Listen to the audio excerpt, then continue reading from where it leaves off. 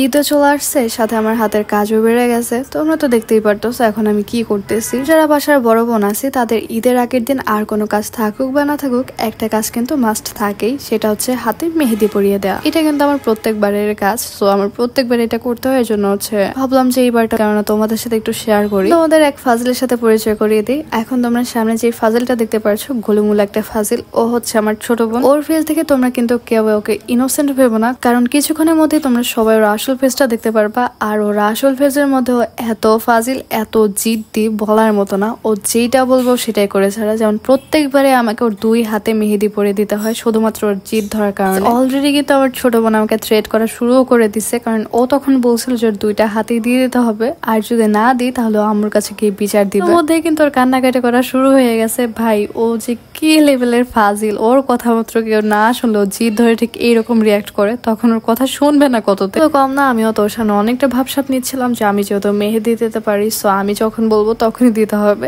But পরে ভাবলাম যে না, ছোট বোন যেহেতু এমন ভাবে বলতেছে তাহলে তো অবশ্যই ওর হাতে দিয়ে দিতে হবে। দেন আর কি, বড় বোন হিসেবে ছোট বোনের হাতে মেহেদি পরিয়ে দেওয়ার দায়িত্বটা পালন করতে হবে, তাই না? সো সেটাই মূলত আমি পালন করতেছিলাম। মাঝে তো আমি একটু কনফিউজড হয়ে গেছিলাম যে আমি ওর হাতে কোন ডিজাইনটা দিব, কারণ আমার মাথার মধ্যে কোনো ডিজাইন কাজই করতেছিল না, কেন যেন মাথা জাম হয়ে গেছে। ওর হাতে মেহেদি পরিয়ে দেওয়া কিন্তু খুব সহজ কাজ না। এটা করতে হলে অবশ্যই দক্ষতা থাকতে হবে, অবশ্যই ধৈর্য থাকতে হবে।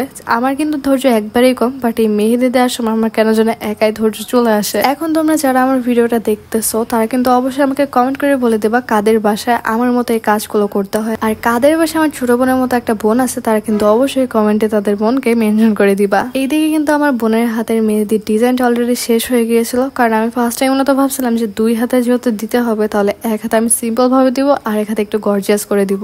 কারণ ভাই 2 হাতে যদি আমি গর্জিয়াস করে দিতে চাই তাহলে আমার হাতে দেওয়ার সময় থাকবে না, আর আমার তখন ঈদটাই মাতৃ যাবে। আমার কাছে তো মেহেদি ছাড়া ঈদটা একদম শূন্য শূন্য লাগে, কারণ যদি হাতে মেহেদি না থাকে তাহলে ঈদের তো কোনো আনন্দই আসে না, কোনো ফিলিংসই কাজ করে না। এইদিকে তোমাদের একটা ট্রিক শিখিয়ে দিই। আমরা যখন বাজার থেকে মেহেদিগুলো কিনি তখন কিন্তু মেহেদির মাথাগুলো অনেকটা মোটা থাকে, তখন কিন্তু মেহেদির ডিজাইনটা সুন্দর হয় না। তখন আমাদের মনে হয় যে এইটা যদি চিকন থাকতো তাহলে কিন্তু মেহেদির ডিজাইনটা সুন্দর হতো। তো আমি মূলত এটার জন্য একটা ট্রিক বের করছি, সেটা হচ্ছে ফার্স্টে আমাদের একটা পিন লাগবে আর হচ্ছে কস্টেপ লাগবে। একটা পিনের সাহায্যে কিন্তু কস্টেপটা মরিয়ে দিতে হবে, আর মরিয়ে দেওয়ার পরে দেখা যাবে যে সেখানে ওই মেহেদির যে মাথাটা আছে ওইটা একদম চিকন হয়ে গেছে, তখন ডিজাইনটাও একদম চিকন চিকন হয়ে বের হচ্ছে। তোমাদের দেখিয়েও দিচ্ছি, আমার ফার্স্টে যে লাইনটা করা হয়েছিল সেটা কিন্তু অনেকটা মোটা ছিল, আর পরে যেটা করতেছি সেটা কিন্তু একদমই চিকন। সো তোমরা যদি আমার এই ট্রিকটা ফলো করো তাহলে কিন্তু তোমাদের হাতের ডিজাইনটা খুবই সুন্দর হবে, খুবই সূক্ষ্ম হবে। যাই হোক, এই দিকটা কিন্তু আমার বোন আমার হাতের ডিজাইনগুলো পছন্দ না করে নিজে নিজে চেষ্টা করতেছিল। মানে আমি ওকে সবকিছু করে দিছি, মাঝখান দিয়ে ও জাস্ট একটু ভরাট করে নিচ্ছিল, এতেই হচ্ছে ওর নিজের একটা ডিজাইন হয়ে গেছে। কি একটা চালা! হাতে মেহেদি দেওয়ার সময় নিজের মাথাটা একদম ভরে ফেলছে, পুরো মাথা ওর মেহেদি দিয়ে ভরা ছিল। এটা দেখা যায় যে আমাদের সবার এরকম একটা বাজে হ্যাবিট, যখন আমরা মেহেদি একটু ওয়েস্ট হয় তখন সেটা আমরা মাথায় মুছি অথবা আশেপাশে জামায় মুছি। এটা কিন্তু খুব বাজে একটা হ্যাবিট। আমাদের সবার উচিত যখন আমরা মেহেদি পরি অথবা মেহেদি পরিয়ে দিই তখন হাতের আশেপাশে কোনো একটা টিস্যু পেপার রাখা অথবা কোনো একটা নোংরা ন্যাকড়া রাখা, যেটাতে আমরা ওয়েস্ট হওয়া মেহেদিটুকু দিতে পারি। মেহেদি পরিয়ে দেওয়ার মাঝে কিন্তু দেখি আমার বড় ভাই আমাদের জন্য আম নিয়ে আসছে।